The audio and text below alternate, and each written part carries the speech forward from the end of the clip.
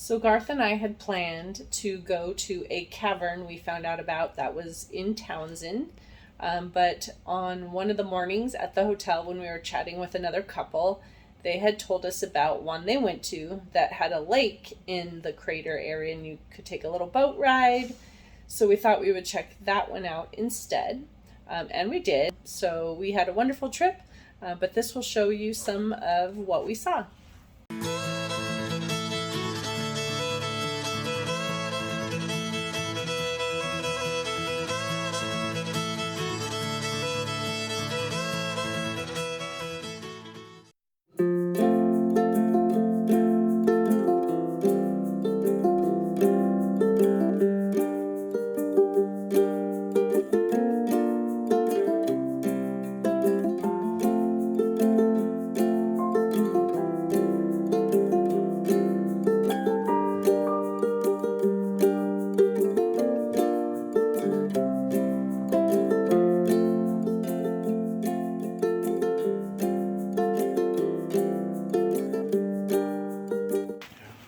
We are underground in the cave.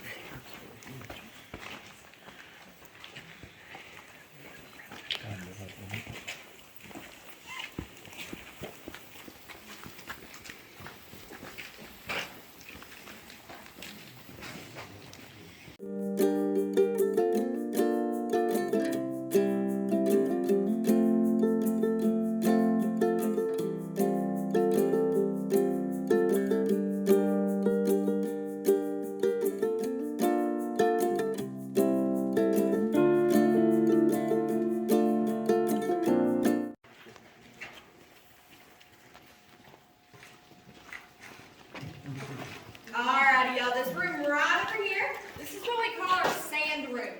Now, we named it this because it's the only room in the cave that actually has sand in it.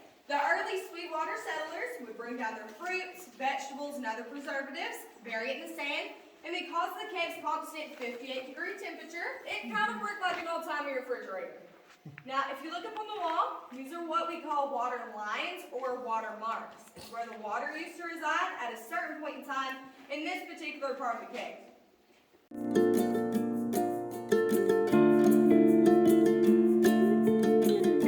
That the lake occasionally rises on points. We have a pump system installed, and we're allowed to pump water out of the lake if we have to miss rainfall. And how old did you say? Did you say how old before? About 2.4 billion years. Alright, y'all. Welcome to our hanging rock chamber. Now, we named it this because of all these hanging bedrock pendants you see up on the ceiling.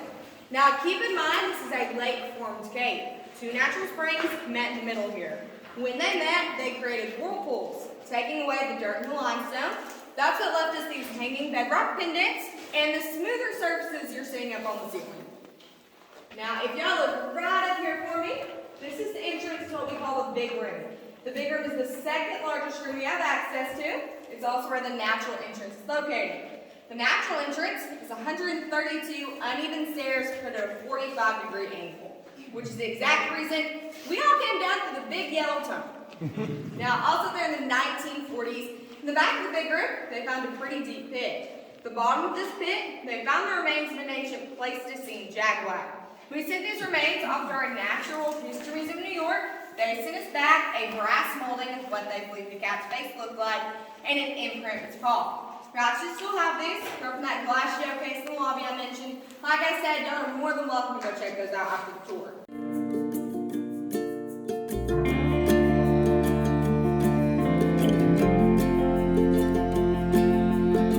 Now, the Devil's Hole does have its name for a reason.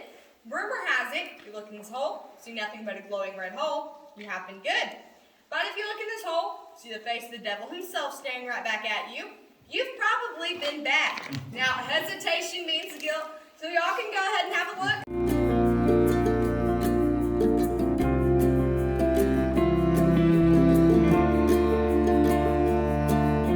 Grand Canyon, but on a much smaller scale, and was formed the exact same way. The water came rushing through, eroding away a lot of the dirt and limestone, then there's our very own baby Grand Canyon.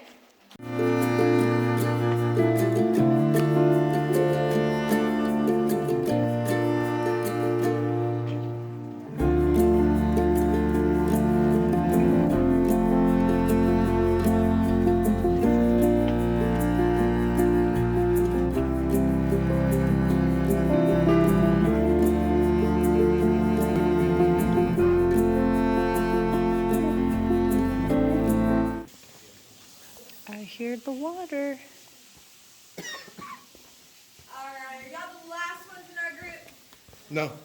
Okay. There they are. What's the humidity in here? To bring back 10%. What's the humidity in the cave? It's 98%. Oh, okay. Alrighty, y'all. Before I can take you any further down the path, there is one thing I need to warn you about. This is the equivalent going down and back up a 7-story building all at once. It's the absolute worst part of the hike.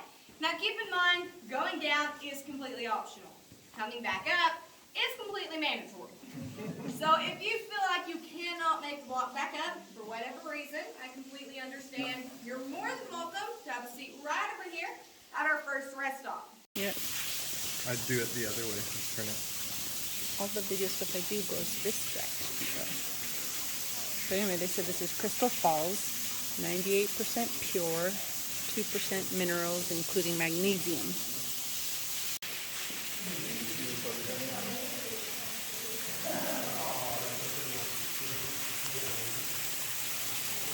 Some of the water's coming out and going into a little pool.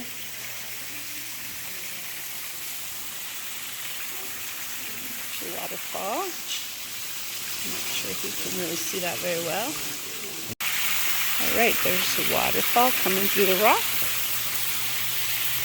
Going down into the pool. And that says the moonshine still.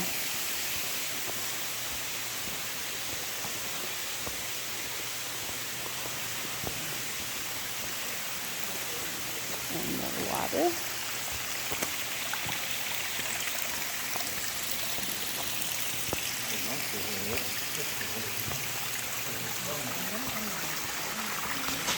Idea to climb through it. He climbed in 40 feet, found himself standing in knee-deep water. But what you have to remember about that is, he was in that total darkness we experienced. All he had was a little oil lantern, so he couldn't really see much of anything. He started getting rocks, balls of clay, anything he could get his hands on, throwing in all directions, hoping he'd hit a wall. When all he heard was water splashing back, he knew he had found a very massive body of water. He ran back up to tell the town what he had found. Only problem was, no one believed him because they were in the middle of a drought. By the time someone came down to check out Ben's story, the drought was over, the hole had been filled with water. So it kind of looked like he'd been playing in a puddle. The problem was, that puddle went 40 feet into the ground. Now, further exploration was not done until 59 years later. They came down here, found the tunnel, blasted through, found the lake at the other end. Now, they had heard the legend of Ben Sands. They wanted to know if he actually knew who he was talking about. They ran back up to the surface, tracked him down, found him living in Sweetwater at the age of 72. Now, at the age of 72, they asked Ben Sands a series of questions. When he answered them all correctly, even mentioning the granite deposit we're currently standing in. This is the only granite in the cave. They knew he'd been telling the truth the whole entire time. Ben Sands got full rights to discovering the lake at the age of 72. Came down here, got the first tour, first boat ride, and the longest I told you so in Lost Sea history. Here's water in the cave, and we are walking towards where we're going to get on the boats. There's a fish in the water. I don't know if you could see, but here's water under this cave.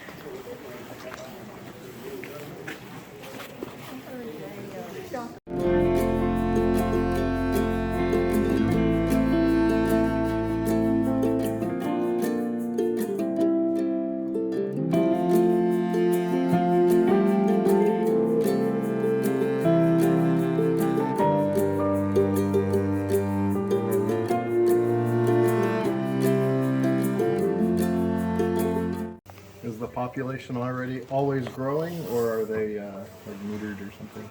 So they can't reproduce down here because they're stream fish. They have to have a rocky bottom and a strong current in order to reproduce. They have neither down here. We restock the fish every 3 to 5 years. Now we are selling the Lost Sea, North America's largest underground lake. We're selling the accessible 4.5 acres. The depth of that water kind of works like a swimming pool. Around the dock, it's about 10 to 15 feet. In the middle, it's about 30 to 40. The very back at the deepest point, it's about 70 to 75 feet deep. This is also the largest accessible chamber. It's about 800 feet long, 220 feet wide. From the surface of the water to the tallest point in the ceiling, it's about 65 feet high.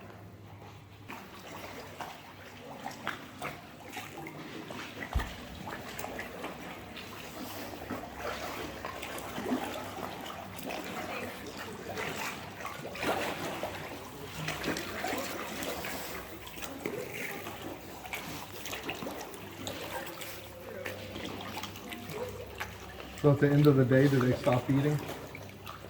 At the end of the day, with a bunch of tours, do they stop eating, or they eat every time you feed them? Every time we come out here, they get to eat. Okay. So they get about 4 gallons according to Sprout Calendar. How do you keep track of how many you have, how many you left? So they occasionally come down here and I guess count them somehow. I'm not exactly sure how that works.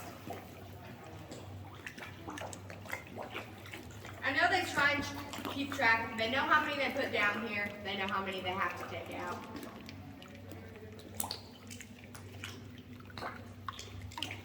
So it is a little bit of a guessing game. How do they get them out? With nets, or do they fish them out? So with nets, if they happen to, die. Oh, okay. That's the only reason we take them out. Oh, I got you. Now, this was a pretty massive rock fall. It fell in 3 pieces, weighing 94 tons, 500 feet long total. Now, the reason we know this happened about 2,000 years ago is because of this iron oxide drapery, or cave bacon, right over here. Now, drapery will not grow in between 2 rocks. It'll only grow in a rock's face. So, it had to start growing after the rock fall happened. We had them each isotope dated. The oldest one is that cone-looking one at the end, about 2,000 years old. Now, these formations up on the ceiling are soda straw stalactites. They are hollow. You could break one off and use it as a straw. It's just a $500 straw that's going to make your drink taste like rust. I don't recommend it. We also have our upside down backward state of Florida. And Bessie. Bessie the milking cow here is one of our more active stalactites. She drips roughly 40 times a minute. Now, rumor has it, if you're dripped on by Bessie or any of her friends, that's called a cave's kiss. It's going to give you 1 year of good luck per drip.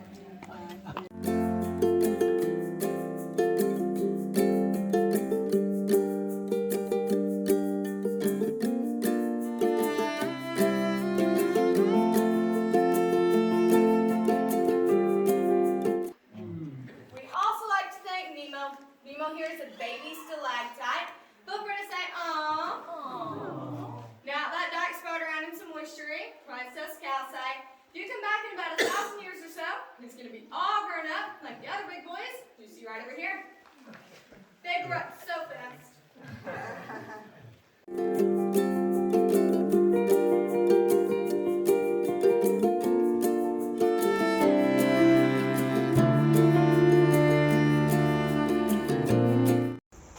Okay, we finished up the tour.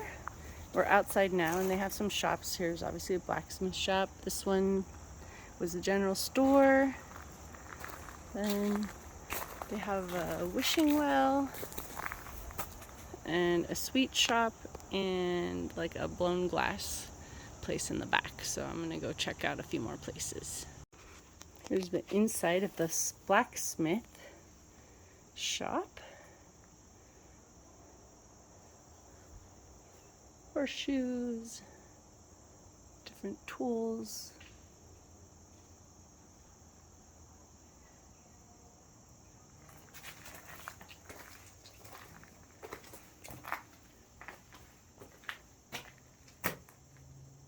And tools they have.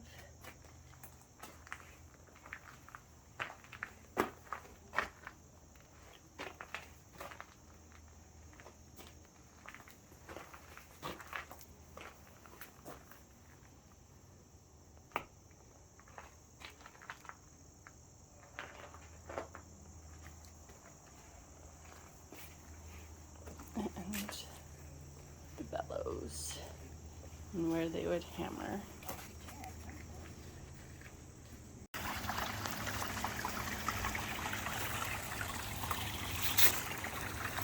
There goes the water. So if you wanted to buy dirt and see what minerals you could get out of it, gemstones. You'd be able to use it out here.